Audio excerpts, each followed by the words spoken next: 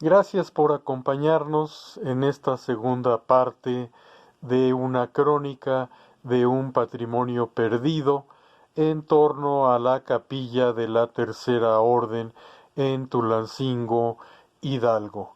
Bienvenidos.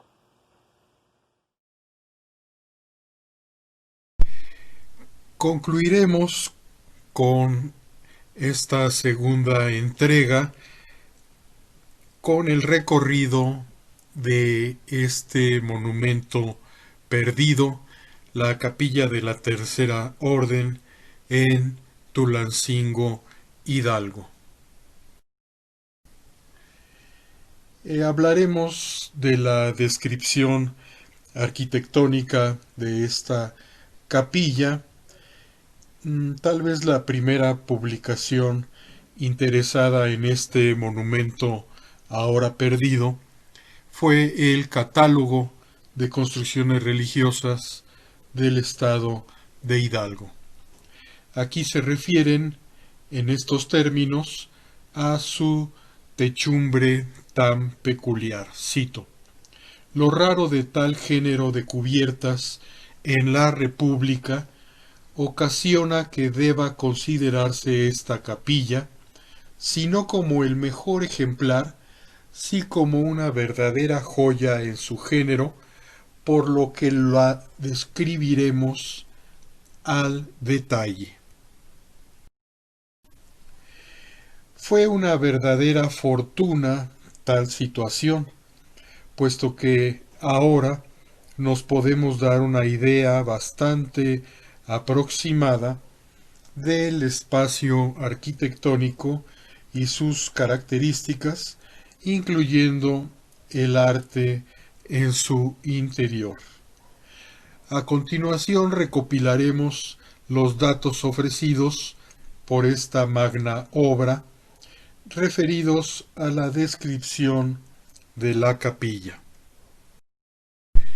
De planta rectangular, colindaba con el Seminario Conciliar, el Colegio Guadalupano y una propiedad particular.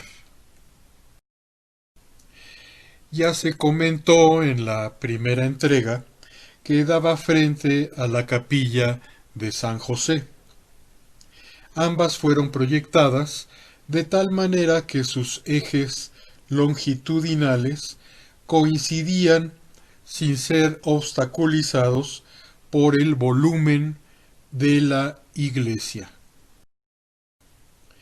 Las dimensiones del templo eran pequeñas, de solo 25 metros de largo por 7.37 de ancho. La fachada principal, con vista hacia el atrio, tenía como característica sobresaliente la falta de correspondencia entre la puerta de acceso, descentrada con relación al eje marcado por la cúspide del tejado, y la ventana superior de forma cuadrilobulada que iluminaba al coro.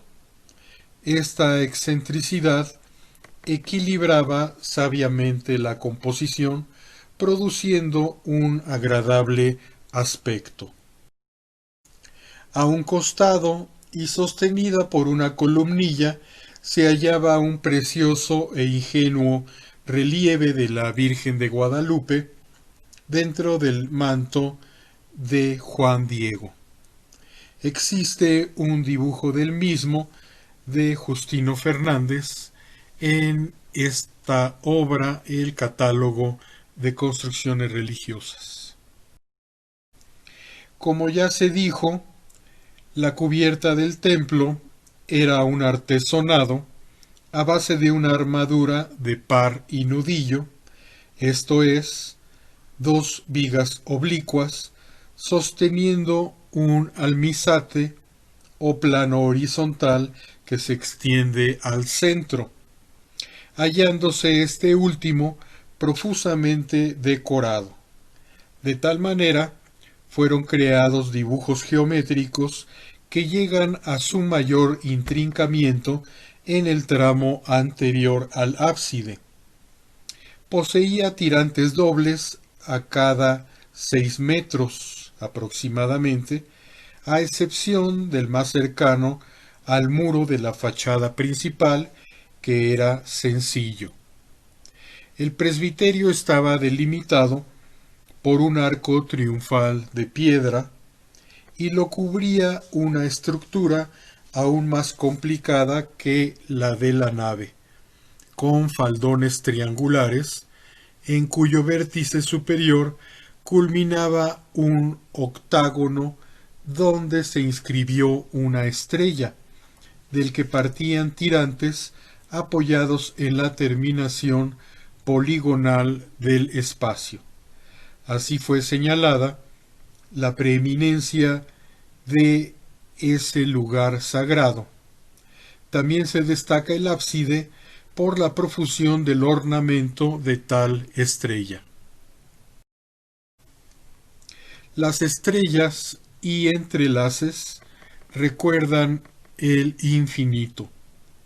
Cada vez que un fiel volteaba su rostro hacia arriba, en el interior del templo, volteaba hacia el cielo. La concepción decorativa del lazo estaba en consonancia con una parte importante de la filosofía islámica, la idea de lo infinito. Los patrones geométricos podían ser repetidos indefinidamente, reflejando el universo entero. Se formaban cielos de brillantes astros, acompañados por constelaciones geométricas, retículas de luz en un firmamento plano. El orden natural es alterado por la presencia humana en un deseo de establecer un diálogo con los mundos celestiales. En el crepúsculo terrenal, la decoración brilla, recordando a los mortales con su incandescencia la presencia divina. Solo podemos imaginarnos el impacto de tal ambiente entre los fieles. De un entorno iluminado, penetrar en las penumbras y lentamente comenzar a percibir una luminiscencia tenue, contrastando con las jásenas, travesaños y viguerías de barniz oscuro. Es un efecto al que se sumaban los retablos y los bienes muebles interiores. El firmamento se ha acercado a los mortales con un doble propósito: proporcionar una esperanza más cercana, un asidero espiritual al alcance de la vista, y apuntar la convicción de una intervención humana en todo el proceso. En esa concepción material que ya vimos tan endeble y poco perdurable, la creación tejida con tanta paciencia y esfuerzo queda ahora solamente en el registro de algunas fotografías. A diferencia de los artesones historiados con un objetivo dirigido al apoyo de la catequesis de la población nativa, motivo por el cual contiene numerosas escenas figurativas, santos y ángeles, otro grupo incluye de manera predominante elementos geométricos, aunque ambas propuestas tienen indudablemente una carga simbólica. El ornamento en octágono puede trazarse con la superposición de dos cuadrados. El octágono, figura próxima al círculo, facilita el paso del cuadrado al círculo, por ello fue considerado símbolo del tránsito y de la regeneración. El octavo cielo, correspondiente a las almas de los bienaventurados, condicionó en la Edad Media la planta octagonal de los baptisterios. A propósito de todo ello, Gabriel Said trae a colación una contradicción entre el mundo simbólico de Jung y Dumézil. El primero hablaba de que los símbolos cuaternarios dominaban el inconsciente colectivo, y para el segundo, los símbolos tripartitas dominan la ideología indoeuropea.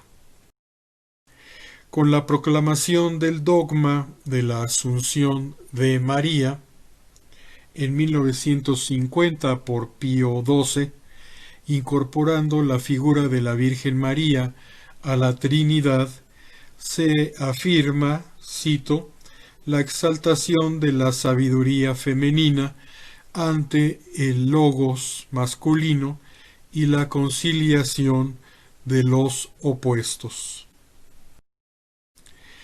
Regresando a nuestra capilla, tenía por lo menos dos problemas de conservación la techumbre mencionada. Uno de ellos se refería a una tosca pintura que se le había aplicado en una época determinada, y la otra era, cito, la imperfección en la manera de ligar los lazos geométricos de la decoración del almizate, lo cual revela que el autor era sólo un aficionado a lo morisco y no uno de los entendidos maestros y obreros mudéjares.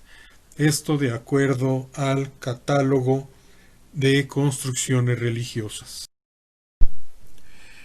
En cuanto al coro, estaba formado por un envigado empotrado en el muro de la fachada y en una viga maestra o jacena con un par de canes a manera de zapatas.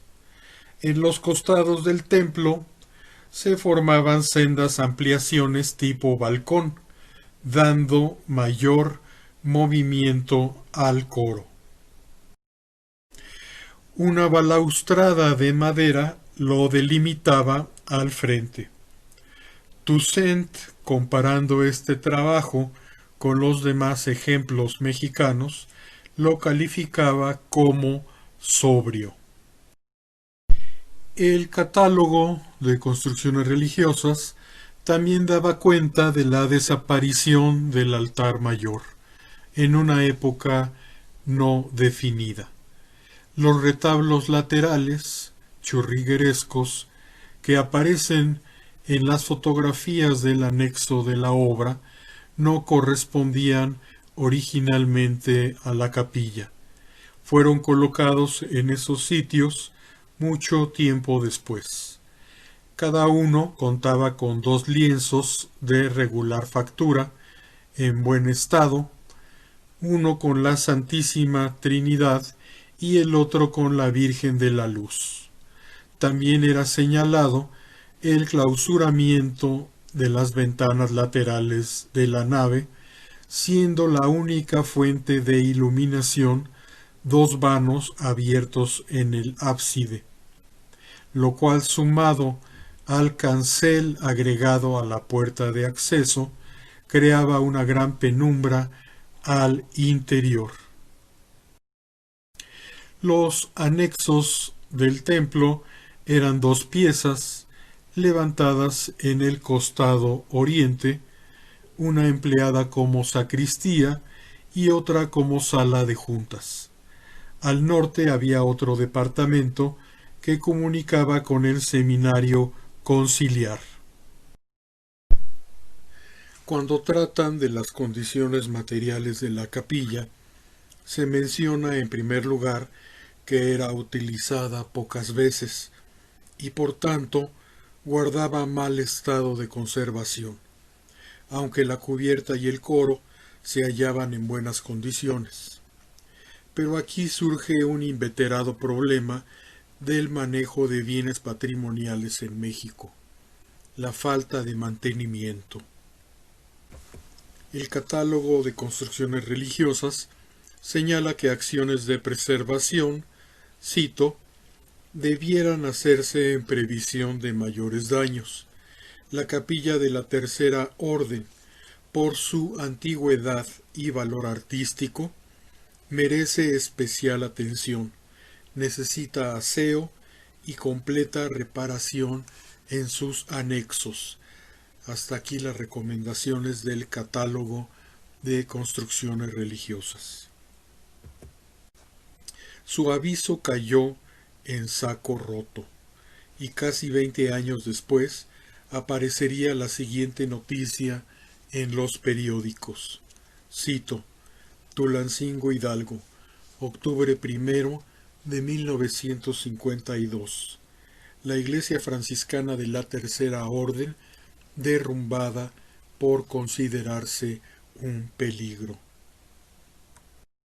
Y yo me pregunto, ¿no pudo plausiblemente lograrse un mínimo mantenimiento a lo largo de esos 20 años?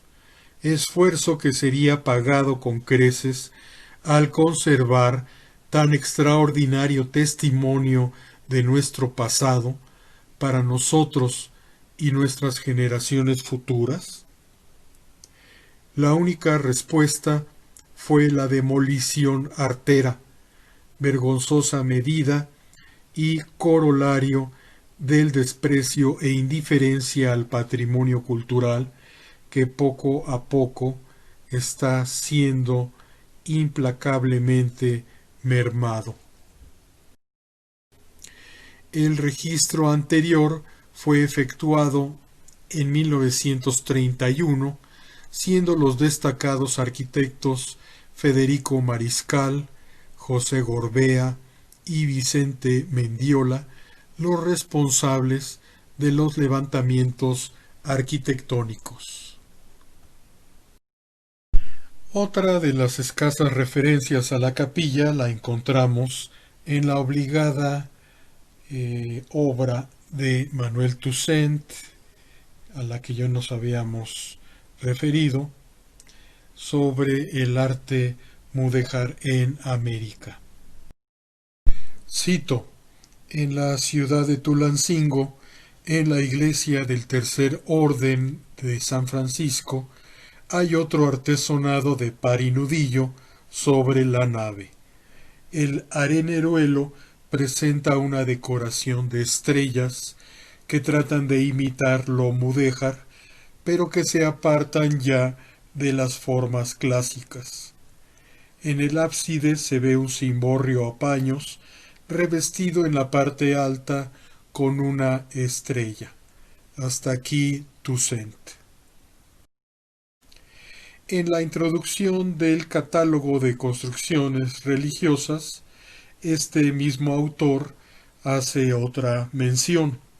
Cito: por lo que se refiere a obras de arte peculiares, también es rico el estado de Hidalgo. Entre ellas, los artesonados mudéjares de Tulancingo traen esta muestra de arte oriental que tantos ejemplares ricos dejara en Nueva España, de los que subsisten desgraciadamente muy pocos. No es posible añadir mucho más a la descripción, atendiendo a la completa destrucción del monumento, lo que nos obliga a hacer un esfuerzo mayor y trabajar para lograr una recreación de su interior. Me gustaría añadir algunas palabras más en cuanto a los bienes muebles que contenía esta capilla.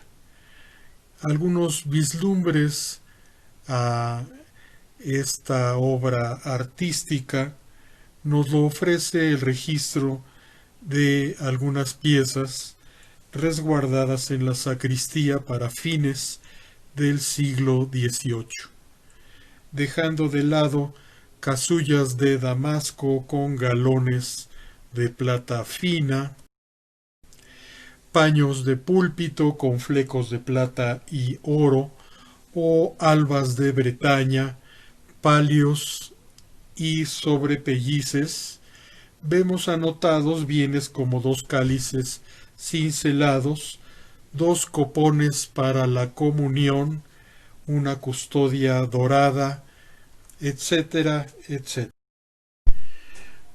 Tal parece que la fatalidad de la capilla comenzó a gestarse desde siglos atrás. En un documento sobre los inventarios de los bienes muebles de este monumento aparece una indicación interesante. Este documento es de 1798 y habla de bienes que ya se han extraviado. Entre ellos un espejo, cito, que se expresa no está, y de los 2 Jesuses no hay más de uno. Ese documento está firmado por José de Morgiondo, hermano mayor. Desde esa fecha temprana comenzaban a señalarse faltantes en los bienes muebles de la capilla. Puede percibirse un velado reproche en la recriminación, cito, quien es responsable a cualquiera falla que en adelante haya.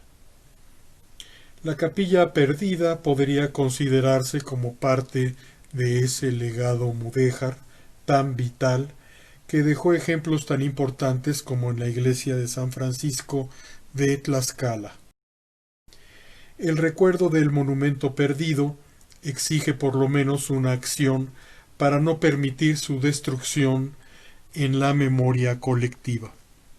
En vista de la imposibilidad actual de reconstruir integralmente la edificación, propongo la siguiente alternativa: recuperar el espacio en planta que ocupaba la capilla, formando una plazoleta comunicada con el atrio de catedral. La evocación del trazo de los cimientos se lograría con un diseño de pavimento diferente al entorno, por lo menos para evocar su posición original. Sería una acción positiva para el rescate del patrimonio cultural de la ciudad de Tulancingo, teniendo en cuenta las feroces destrucciones en décadas recientes que han desfigurado su centro histórico. De tal manera, urge realizar labores de conservación y preservación de nuestro patrimonio cultural material. Muchas gracias por su atención y nos vemos en una próxima entrega de esta serie sobre el patrimonio cultural de Hidalgo. Muchas gracias.